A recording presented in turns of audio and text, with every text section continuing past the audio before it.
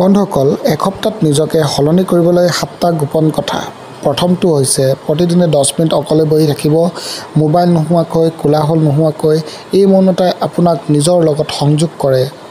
প্ৰতিদিনে 10 মিনিট হ'লেও ব্যায়াম কৰক। শৰীৰ যেতিয়া গতি কৰে বন্ধুসকল, মনটো সক্ৰিয় হৈ উঠে। আৰু তৃতীয় নম্বৰটো হৈছে যিকোনো কিতাপ, আত্মসহায়ক জীৱনী বা ভাগৱত গীতাৰ 10 পৃষ্ঠা প্ৰতিদিনে পঢ়ক যদি আপুনি আপোনাৰ চিন্তাধাৰা সলনি কৰিব বিচাৰে। আৰু চতুৰ্থ নম্বৰটো হৈছে আপোনাৰ কোঠা, বেগ আৰু মোবাইল পৰিষ্কাৰ কৰি ৰাখক। আভ্যন্তৰীণ স্পষ্টতা আৰম্ভ হয় বাহ্যিক পৰিষ্কাৰ পৰিচ্ছন্নতাৰ পৰা। মনত ৰাখিব। আৰু প্ৰতিদিনে এটা কাম কৰক যিটো আপুনি পিছুৱাই দিব বিচাৰে। এই কামে আপোনাক আনতকৈ সদায় পৃথক কৰি ৰাখিব, পৃথক কৰি তুলিব। 6 নম্বৰ, প্ৰতিদিনে কিবা এটা লিখক।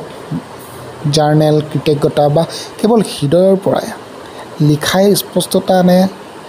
আৰু লাষ্টৰ পইণ্টটো হৈছে প্ৰতি নিশা শুই উঠাৰ আগতে নিজকে এই প্ৰশ্নটো সোধক যে আজি মই নিজকে অলপ ভাল কৰিলোঁ।